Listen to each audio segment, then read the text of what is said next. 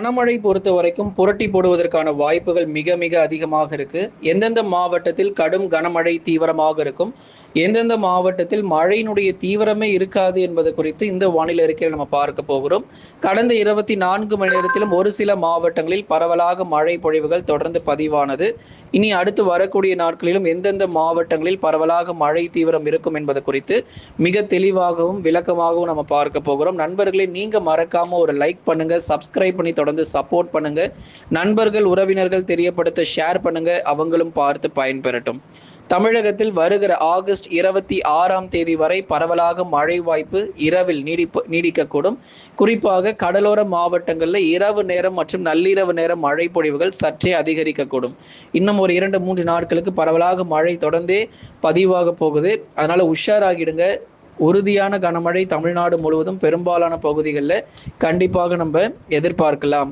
ஆகவே பெரும்பாலான மாவட்டங்களில் மழை குறைந்து வரக்கூடிய இந்த சூழ்நிலையில் குறிப்பிட்ட சில மாவட்டங்களில் மட்டும் ஒவ்வொரு நாளும் நம்ம மாவட்டத்தின் பெயரை அறிவிக்காம கிடையவே கிடையாது. எல்லா நாளும் நம்ம மாவட்டத்தின் பெயரை சொல்லி கொண்டுதான் இருக்கிறோம். எந்தெந்த பகுதிகளில் கனமழை வரும், எங்கெல்லாம் மிதமான மழை வரும் சொல்லி.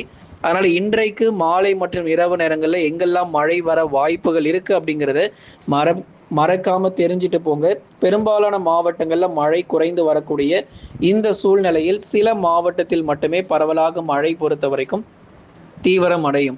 வட தமிழக கடலோரம் மற்றும் உள் மாவட்டங்கள்ல மழை வாய்ப்பு குறித்து நம்ம பார்க்கலாம். ஒரு சில இடங்களில் இரவு நேரங்களில் மிதமான மழை உறுதியாக தொடரக்கூடும். ஒரு சில இடங்கள்ல இரவு நேரங்கள்ல மிதமான மழை பொறுத்த வரைக்கும் உறுதியாக நமக்கு கண்டிப்பா பதிவாகும். சென்னை, திருவள்ளூர், காஞ்சிபுரம், செங்கல்பட்டு, விழுப்புரம், கடலூர், புதுச்சேரி மற்றும் காரைக்கால், கள்ளக்குறிச்சியில் ஒரு சில இடங்களில் மாலை அல்லது இரவு நேரங்களில் ஒரு லேசான மழை அல்லது ஒரு மிதமான மழையாக கடலோர மாவட்டத்தில் எதிர்பார்க்கலாம். அடுத்து வரக்கூடிய 23ஆம் தேதி 4ஆம் தேதிகளிலும் பரவலாக மழை தீவிரம் விட்டு பகுதியாக நமக்கு கடலோரங்களில் பதிவாகும். குறிப்பிட்ட சில இடங்கள் சென்னை, திருவள்ளூர், காஞ்சிபுரம், செங்கல்பட்டு மற்றும் விழுப்புரம் மாவட்டத்தின் வடக்கு பகுதிகளில் அவ்வப்போது இடைவெளி விட்டு பரவலாக மழையினுடைய தீவிரம் இரவு நேரங்களில் நம்மளால பார்க்க முடியும். பகல் நேரங்களில் வெயிலுடைய தாக்கம் அதிகமாக இருந்தாலும் கடலோர மாவட்டங்களில் குறிப்பாக சில இடங்களில் மட்டும் பகுதியாக அந்த மிதமான மழையினுடைய தீவிரம் பதிவாகக்கூடும்.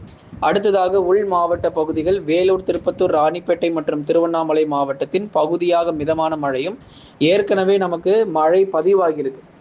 கடந்த நாட்களில் புதன்கிழமை அன்று, புதன் மற்றும் வியாழக்கிழமை 2 நாளுமே நம்ம எடுத்துக்கலாம்.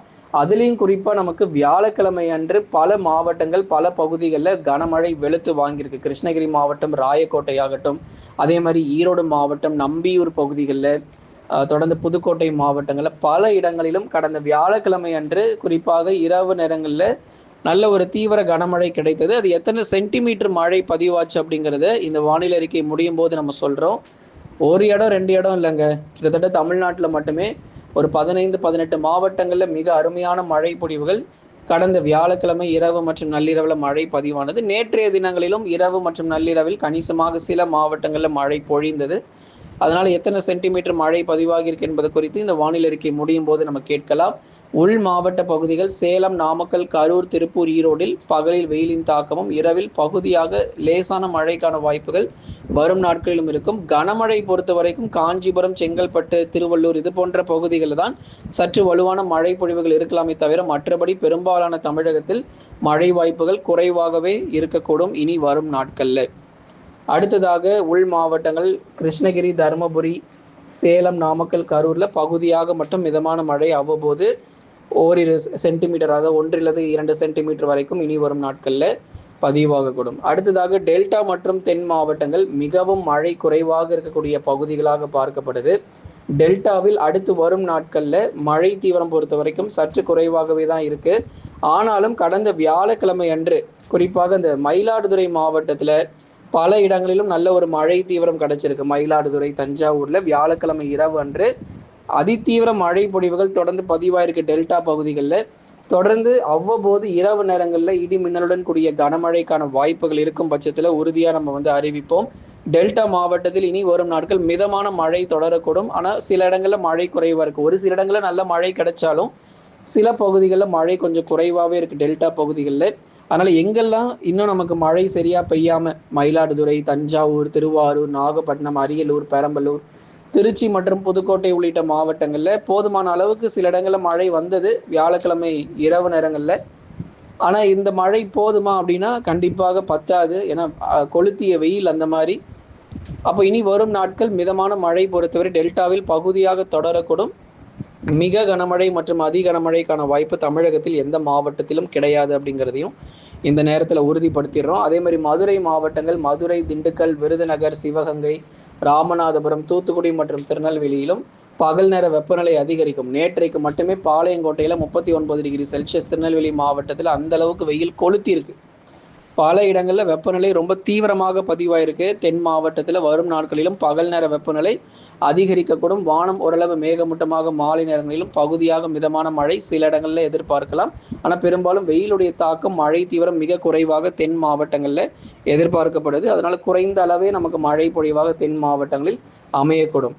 அடுத்ததாக மேற்கு தொடர்ச்சி மலையொட்டிய மாவட்டங்களில் மலைப்பகுதிகளில் மட்டும் மிதமான மழை தொடர வாய்ப்பு. மேற்கு தொடர்ச்சி மலையொட்டிய மாவட்டங்களில் மலைப்பகுதிகளில் மட்டும் மிதமான மழையானது தொடர்ந்து நீடிக்கும். நீலகிரி மேற்கு, கோயம்புத்தூர் தெற்கு, வால்பாறை, சோலையாறு போன்ற இடங்கள், தேனி, தென்காசியில் சாரல் அல்லது மிதமான மழை சில நேரங்கள் எதிர்பார்க்கலாம். மற்றபடி பெரும்பாலும் வானம் ஓரளவு மேகமூட்டம். கன்னியாகுமரி மாவட்டத்தினுடைய மேற்கு பகுதிகளில் பரவலாக லேசான மழைக்கான வாய்ப்புகள் எதிர்பார்க்கப்படுது.